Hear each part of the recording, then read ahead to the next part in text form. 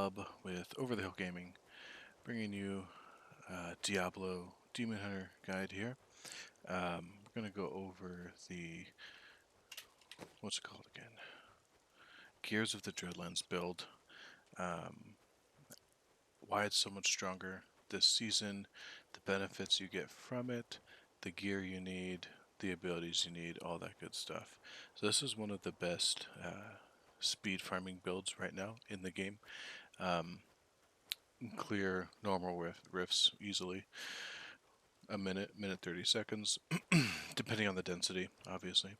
And Greater Rift, right now with my gear, looking at 1.5 million sheet DPS, just about, like I'm clearing 110s in about 2 minutes. That's kind of where I'm most comfortable right now. So we're going to get into the gear here and kind of go through the set bonuses and why it's so strong. So the set got buffed. The 6-piece bonus got buffed this season. So the 2 set gain 4 seconds of momentum when attacking with the primary skill. At a maximum duration of 20 seconds, your primary skills deal 10% increased damage per second of momentum. So you'll see a buff here at the bottom of my bars start to go up when I use my auto attacks. So 20 seconds of this momentum buff, and it just ticks down every second.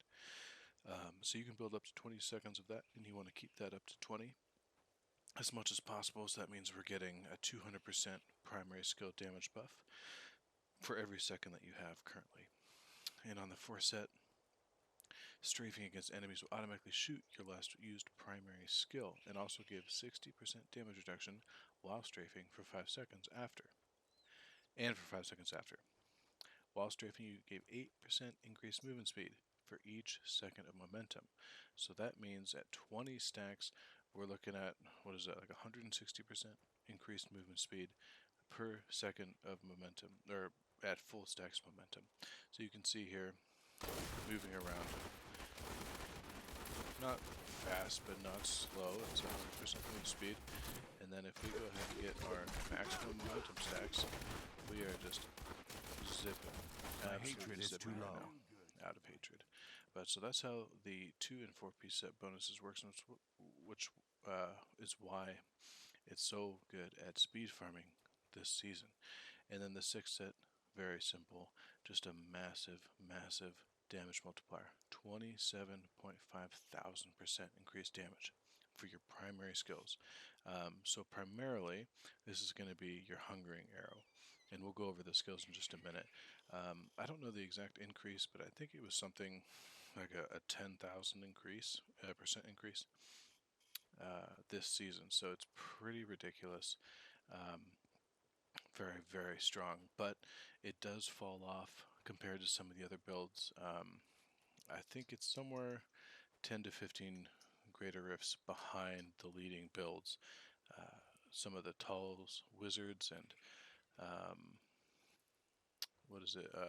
Blood Nova Necromancers are clearing 150s. You're going to hit a wall pretty hard, right around the 140 range, even with gear that's probably twice as good as mine, with better Paragon too. I only have 1,000 Paragon, so I'm never going to hit that. I'm using this specifically for speed farming. It's a ton of fun. I love speed farming on this build. So real quick, let's get into the abilities.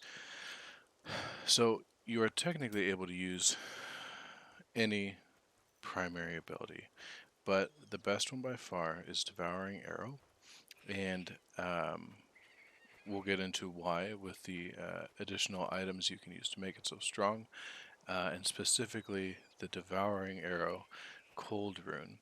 Each consecutive pierce deals 70% increased damage.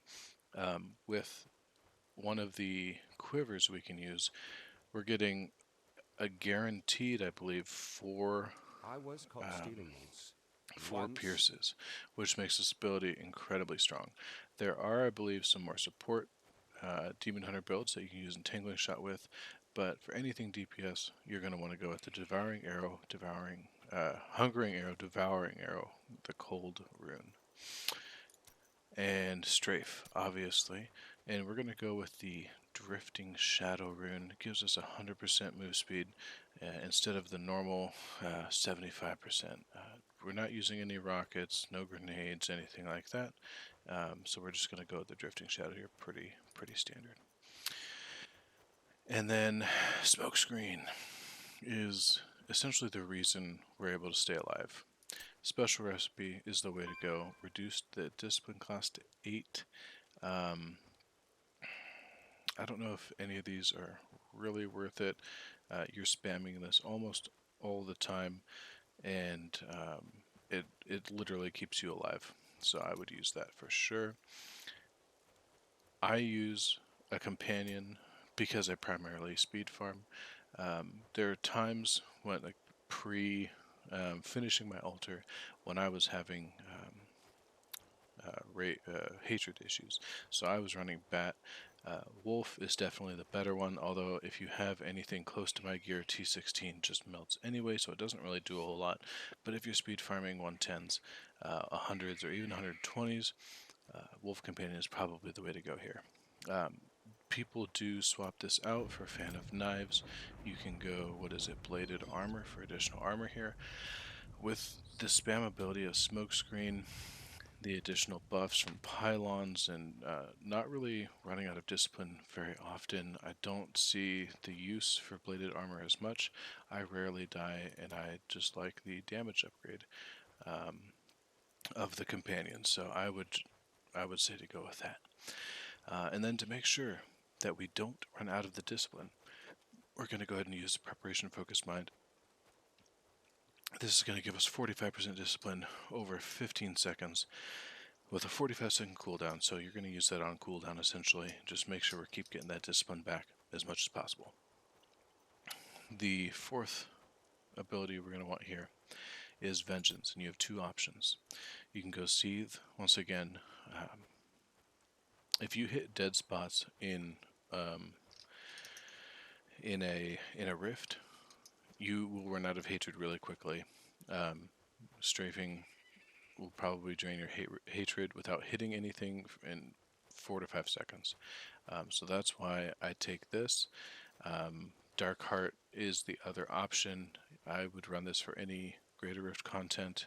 Generally, you're not going to have any issues in the Greater Rifts with finding these to kill. So I use Seethe for normal rifts, bounties, and then Dark Heart for any sort of Greater Rift content, just to make sure I'm not dying. And then let's go over the passive skills here. The first one for speed farming you're going to use is, and again, this is specifically speed farming build, not looking to push here. So tactical advantage, whenever you use Vault, Shadow Power, Smokescreen, or Backflip with Evasive Fire, which is another generator, but we're not using it, gain 60% move speed for 2 seconds. So that's going to make, like, we're already zipping around here. And then when we go ahead and pop our smoke screen, we move even faster. It is, you are absolutely flying, and it is awesome. So we're going to go ahead and use tactical advantage. The other two that are mandatory are ambush, 40% additional damage to enemies above 75% health, and then Cull of the Weak. So this is just a straight up DPS gain. Cull of the Weak, increased damage against slowed or chilled enemies. We are going to use Bane of the Trapped in this build, although it is interchangeable, but for any sort of Greater Rift content, speed farming, you're going to use Bane of the Trapped, which is where we're getting this 20% bonus. Archery is interchangeable. Since we're dual wielding hand crossbows, you're only getting 5% crit chance, which is not a small number, but there are two other options. You can go steady aim, which, depending on how quickly you're blasting through content, I don't know if I benefit from this all the time to make it worth it, but this is an option. Or you can run mind-numbing traps. So enemies you slow, chill, or hit with Fan of Knives. So this is really good if you are also running, instead of the Animal Companion, the Bladed Knives, or Bladed Armor, Fan of Knives. And then we also get it procced from the Bane of the Trapped, because we're slowing or chilling with that ring bonus.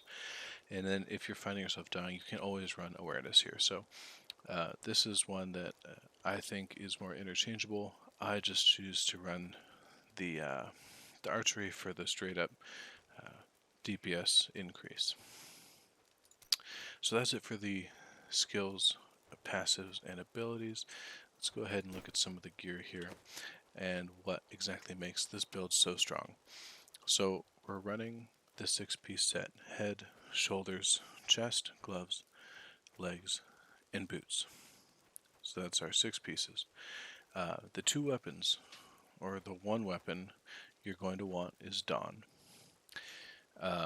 Reduces the cooldown of Vengeance by, and it does have a, well, if it's a non-primal version, I believe it's like 50 to 65%, something like that.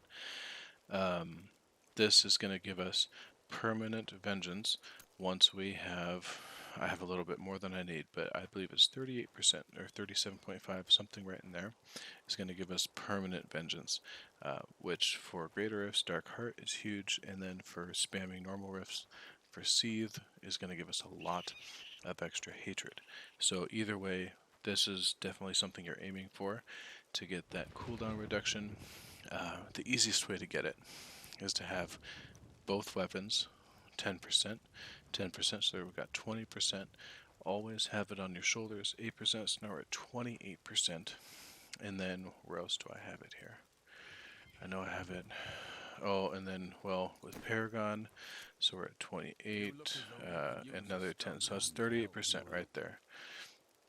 And I might, and then you have the gem in your helmet, 12.5% cooldown. And there are diminishing returns, which is why you're not seeing whatever that added up to. But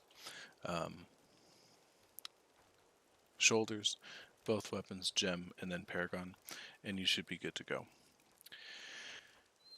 So the Dawn is a must. The offhand, this is interchangeable technically with whatever your strongest weapon is, but this is by far the best offhand. Mine rolled kind of poorly as far as the secondary orange text here on the lower end, but this is just going to give you more shields, which is going to allow us to stay alive a lot better. But you can interchange this with essentially any other crossbow. I've seen people run Calamity. One thing I do want to mention really quick is this guy, Strafe Projectiles Pierce. Strafe is not the damage dealer in this build. It's Hungering Arrow. So running this, while it may be a good weapon, is not going to increase your damage by almost anything. The strafe does not do the damage. Once again, Hungering Arrow is doing 99.9% of all the damage you deal in this build. So this is misleading, even though we are running like a generator strafe build. Well, I guess the set is built around strafe, but it is a generator build. So keep that in mind. So though we went over the 2 weapons, we're going to run focus and restraint here. The main things you're going to want to look for: dex, crit hit damage, crit chance, as usual on both of those. Super strong. The belt and bracers, we're going to want Hunter's Wrath. This being a generator build, Hunter's Wrath just fits in so well. Primary skills: attack 30% faster and deal 200, well, there's a range there, 150 to 200% increased damage. This is a massive boost to our generator damage. And then, since we're already shooting our generators, we're going to be wanting to run Wraps of Clarity. Your hatred generators reduce the damage you take by 49%. So we're getting, I know there are diminishing returns here, I don't know how it all works, but we're getting 60% damage reduction from the 4-piece. We're getting another 49% damage reduction, up to 50% from Wraps of Clarity, making us decently tanky. In higher GROs, anything over 100, you are, even sometimes Torment 6 or T16, you are just going to get bopped, even if all of this is active. So do be careful still. That's why we use Smoke Cloud. And then finally, we're going to be running Squirt's Necklace, which is actually partially why we are so squishy. So while not taking damage, your damage dealt is increased by up to 100%, and damage taken is increased up to 50%. So that's this buff here. So we're dealing 100% extra damage right now. And you're going to want, ideally, cold crit damage and crit chance on this amulet. I've been spending thousands of souls trying to get a better one, and I've had no luck, so this is what I got so far. A lot of people tell you to run diamonds in your chest and legs. I'm using this as a speed farm build. I'm just trying to do as much damage as possible, so I'm going and just running dex gems here. For the legendary gems, we're going to be running, and there is a few variants you can run. 100%, we're going to want simplicity strength here. Increase the damage of your primary skills, so more generator damage. We have Bane of the Trapped here, massive damage against movement impaired enemies. Get that aura, 45% more damage, and then Taguk, because Strafe is a spender. You can see it charging up there on my bar, and so does my damage. Almost doubles my sheet DPS. More hatred to do that. When we get it maxed. Absolutely crazy. The other things you can change out, I do run Boon of the Hoarder sometimes, and I believe, I don't have it here, Z's is an option if you're running some great rifts, but for speed rifts, these are going to be your best bet. Taguk, Bane of the Trapped, and Simplicity Strength. I think it's just going to be much, much better. Now really quick for the cube. So this is what I was talking about, helping out our Hungering Arrow so much. Hungering Arrow is guaranteed to pierce. So if we look back here, each consecutive pierce increases the damage of the arrow by 70%. And Base Devouring Arrow only has a 35% chance to pierce. So at 4 pierces, 7, 14, 21, 28. So we're getting up to a 280% additional damage increase, percent multiplier, with 4 pierces. Absolutely crazy. 600% increased damage. Hungering Arrow can only pierce up to 4 times. So we get 4 guaranteed pierces. That doesn't mean we won't get more, but it's only guaranteed. Hungering Arrow can only pierce up. Okay, so 4 is max. I'm sorry.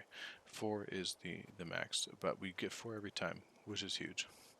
And again, Death Digger's generator build, primary skills. Absolutely bonkers. The ring slot, in my opinion, is open and can be anything. I don't think Convention of Elements works super well. If you're speed farming, you're not going to really have the time to even wait for the rotation, unless you just get lucky and land on it. Like, bosses shouldn't be taking more than just 10 to 20 seconds, if that. So I just run Elusive Ring. I'm already casting Smokescreen all the time. I get that 60% damage reduction on top of everything else. Makes you so tanky. Let's just see here. So, just strafing. And then I popped in my generator there. 155%, 155 million toughness. And then I hit my smoke cloud. That was, what was it? Like, we went up to 385 million toughness. Which I'm sure there are more out there, but that is not a small amount of toughness. I think it's pretty good. Alright, so we went over everything, I think. Yeah, let's just get into the build real quick. So, how the build works is you want to be strafing, but also you have to maintain your stacks of momentum. We want that at 20 as much as possible. So when you get in a rift, every single time, you're going to go ahead, auto attack. Get your momentum up. At this point, I pop my vengeance, and I always start off with a smoke screen. So I'm running in with maximum toughness. So I'll go ahead and pop vengeance. I'm going to pop the smoke screen, and I take off like a missile. Not ready yet. And we're going. And then you're going to see me stutter stepping here every couple of seconds. I let that, if you watch my buff bar down here, I let this get to like 19, 20, or 18, 19 stacks. And now out of attack. How am I doing this? So what you're going to want to do is rebind your, let's see, what is it? It is the force stand still. I have mine set to space. I think it might be auto set to shift. So this is also why. So right now my left mouse button is hungering arrow, but I can click. I'm clicking my left mouse arrow right now, and it won't shoot unless there's an enemy to target. So when I hold spacebar, I'm holding it down right now, it forces my character to not move and automatically use whatever that ability is that I'm pressing. So how this works is you're going to hold down space continuously, but now if I hit my strafe ability and hold it down, so I'm going to hold down my right mouse button, strafe moves, it forces you to move essentially.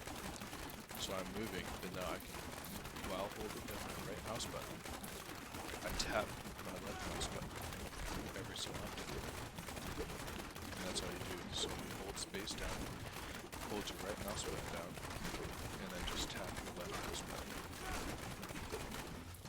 This is how I have found it to be the most easy. So let's just hop into normal Nephilim Rift real quick, since this is essentially what I use it for. Are you ready? We have a goblin close by, so right, we start, generator, 20 momentum stacks, see, smoke cloud, take off. May he be at peace. Still waiting. Did I kill it? I did.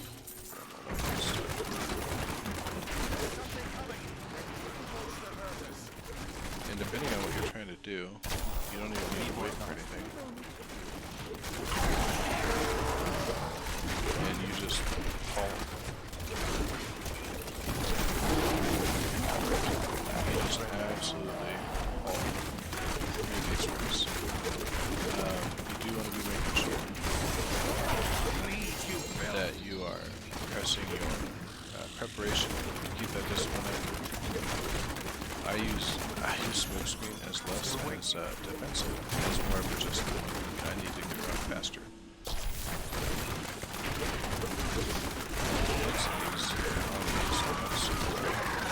But you can see that I issues and I'm almost moving too fast.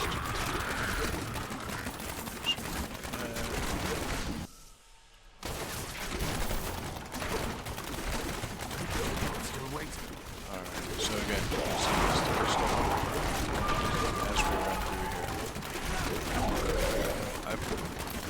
I might be stutter stepping too often. There is some more complicated math with the based on your attack speed.